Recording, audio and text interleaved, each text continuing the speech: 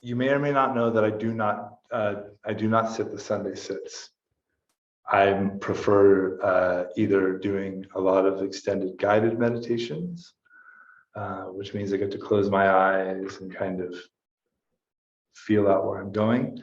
I do not like preparing large volumes of written text to read. So it has been a thing that I don't normally do it. But my new, I guess I should start saying my new wife.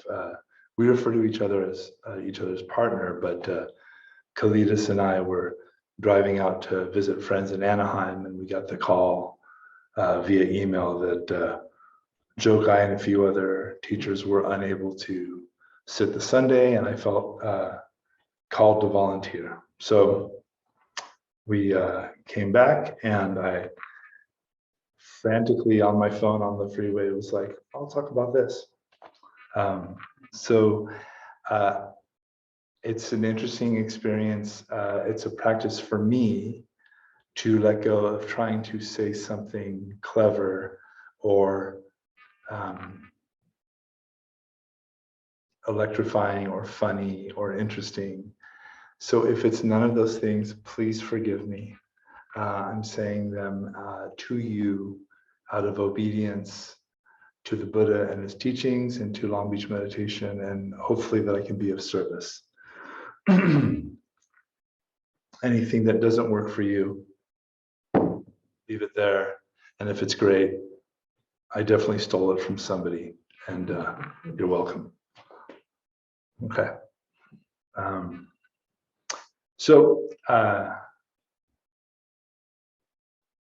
I was recently listening to a lecture by a Thai forest monk, Ajahn Amaro, and he made a really great point, which is of course common sense, which is that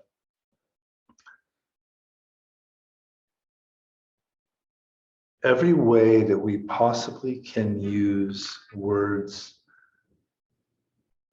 framing, formatting, concepts to teach about or to talk about awareness, consciousness, attention, mindfulness, tranquility, the conditioned, the unconditioned, nibbana.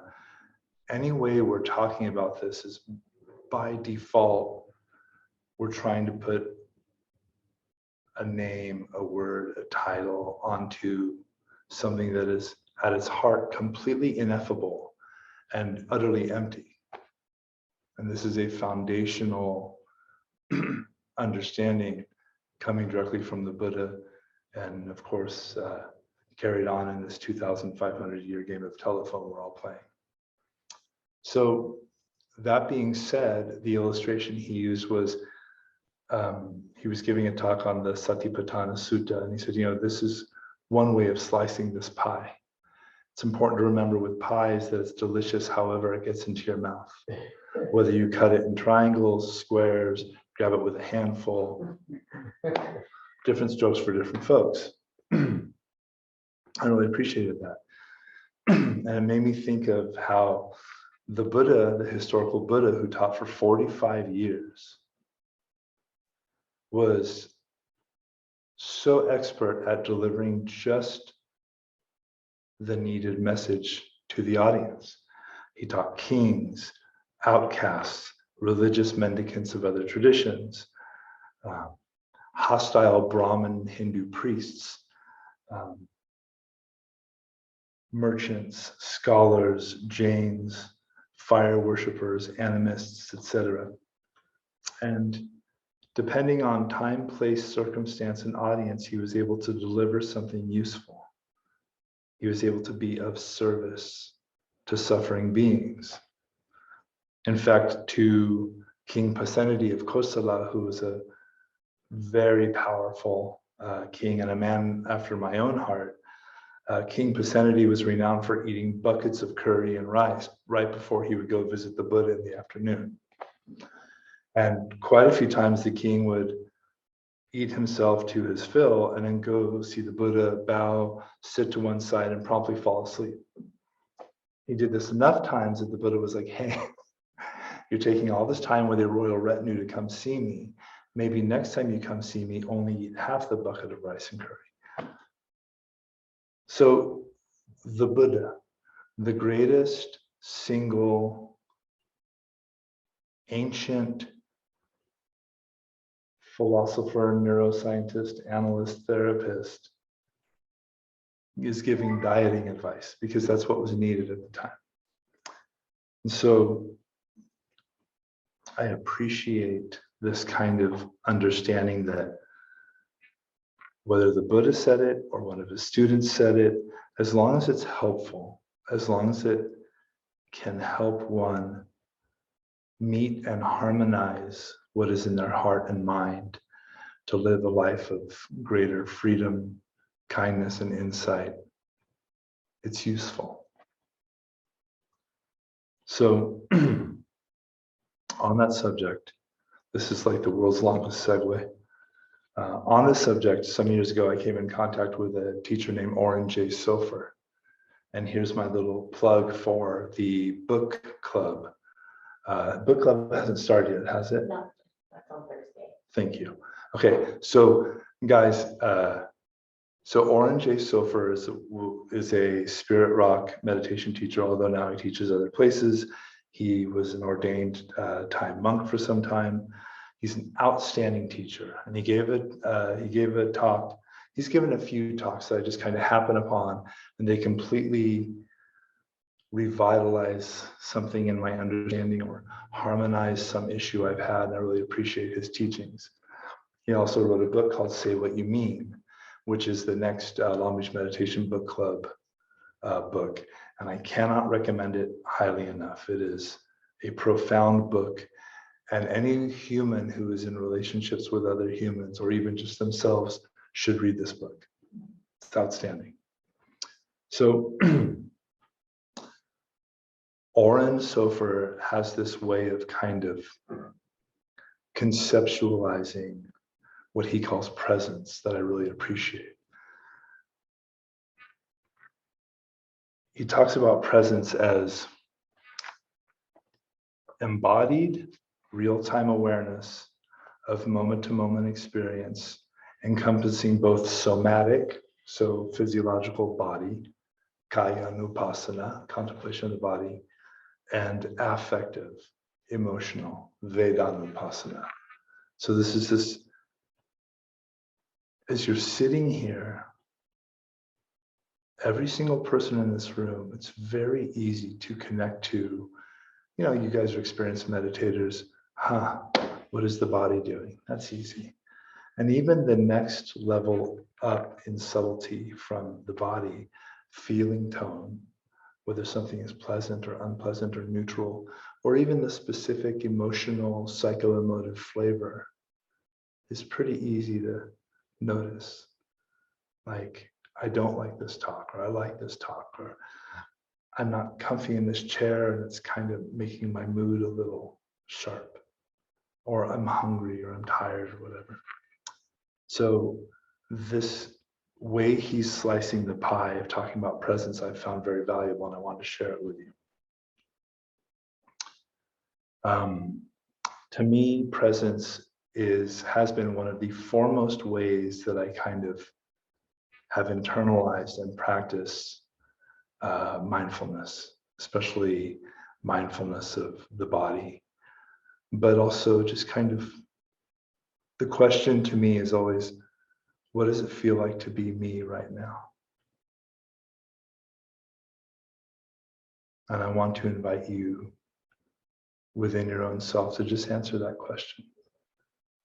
What does it feel like to be you right now?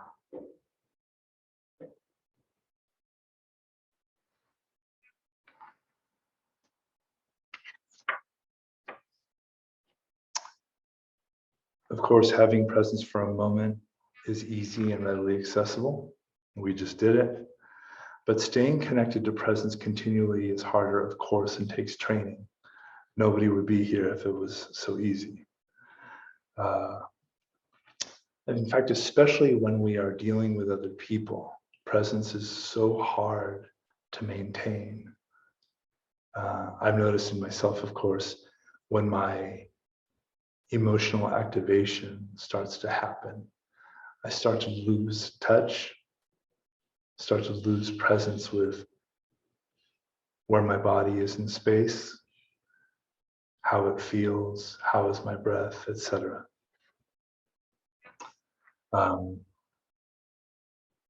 Even just looking around the room, the way the senses are designed, the senses reach out and touch an object, and instantly I'm like, my water bottle that my precious partner gave me. Oh, my phone, maybe there's something interesting on Instagram right now, or oh, my mask, just, and then, oh, but where am I in all this?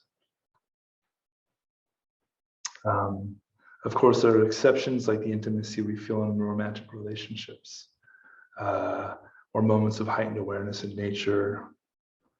It's the kind of brilliance of practicing outside, taking walks, looking at a sunset.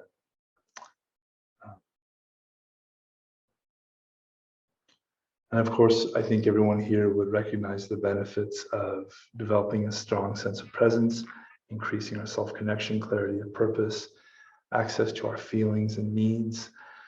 And this is another thing that I think is really interesting about Say What You Mean, the book.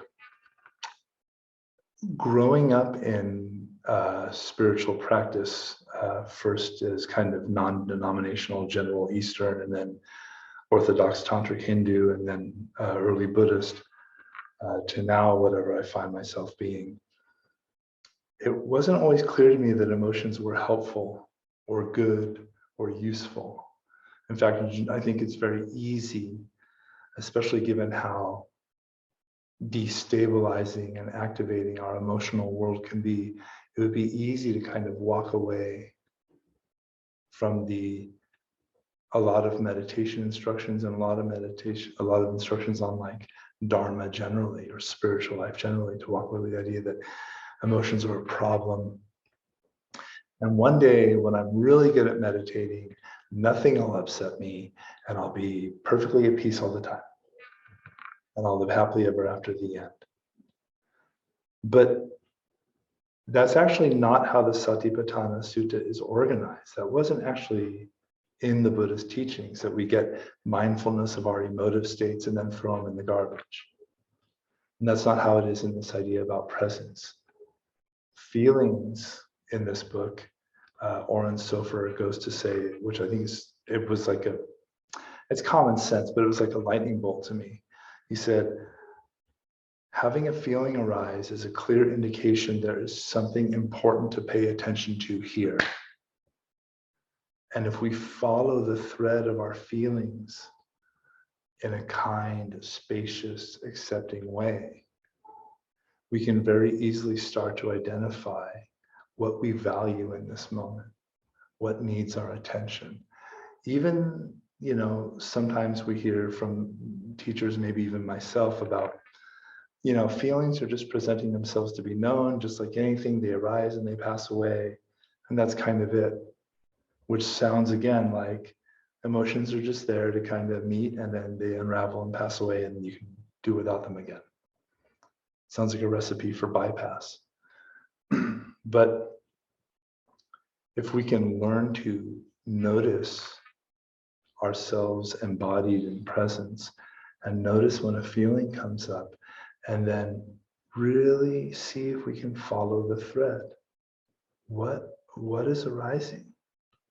What wants my attention here? It's not that hard to start to identify what is of value to us, what is important to us. And a life in accordance with our highest values is, I feel, absolutely crucial for a flourishing human life. With presence as our guide, we have a reliable source of information about the truth of our own experience. This is another one. It's so easy to look at images of the Buddha, for instance. Look how serene, how impassive, how calm. And we think, oh, that's how we should be. That's the goal. That's how we'll get to. But the Buddha in the suttas has very strong values that he happily tells people, whether they like it or not. And he has very strong opinions about things. And he even, experiences discomfort from an aching back in his old age, or frustration with knuckleheaded students, or strategy to be used around fickle and dangerous kings so that he can get support for his fledgling religious community.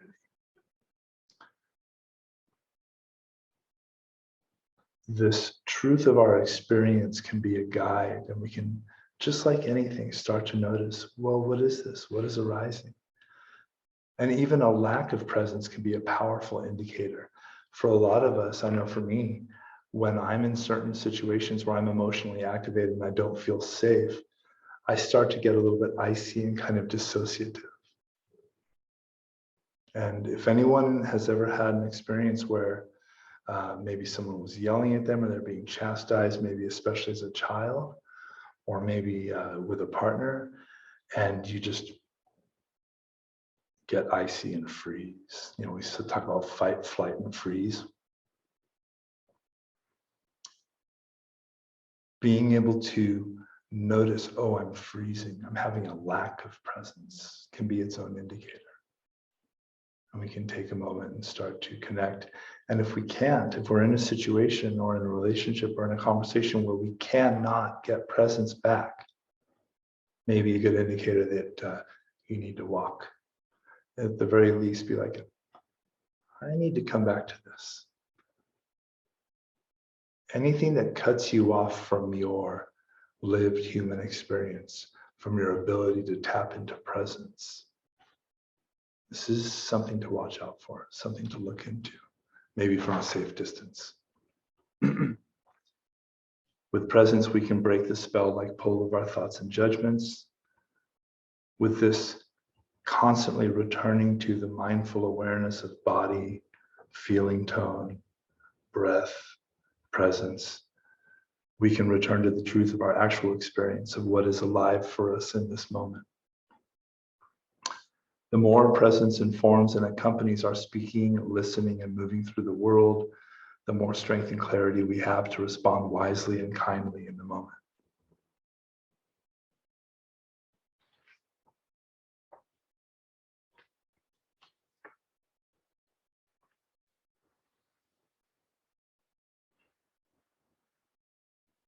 Foundational to this idea of presence to me is the understanding that all wholesome developments on the path begin with spacious and tender acceptance of whatever is in this moment.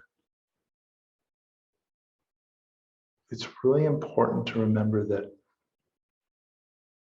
like I was saying earlier about a freeze response, or maybe bypassing some of our more painful emotional states. Many people who find themselves drawn to meditation are looking for peaceful emotional states or peaceful experience. And I feel like it's important to point out that most dissociative states actually are profoundly peaceful. Humans, when we sometimes go into a freeze response, it's a way of sequestering ourselves and making ourselves safe.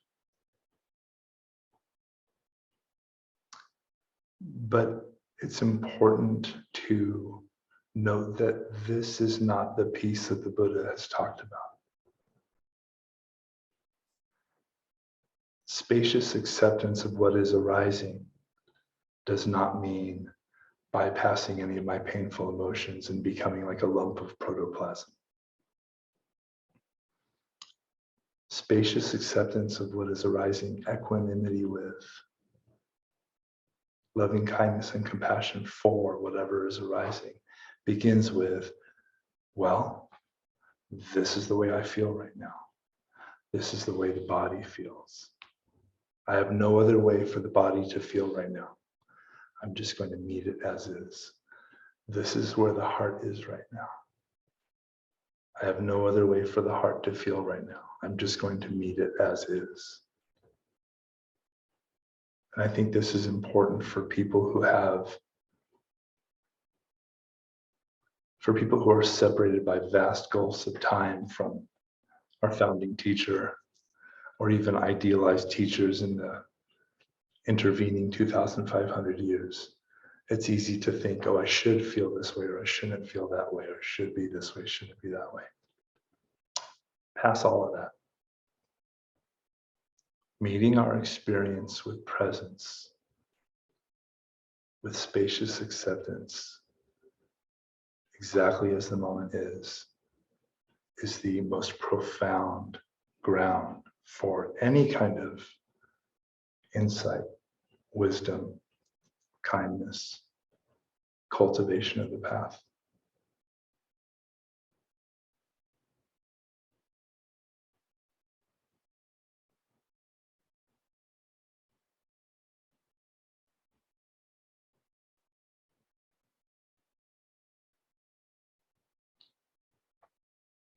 Daya, we have come to the end of my prepared statements. I welcome any comments, questions, clarifications, protests, challenges, etc. And remember, if I said anything you don't like, feel free to leave it there, or even just tuck it in your pocket for later. Thank you kindly.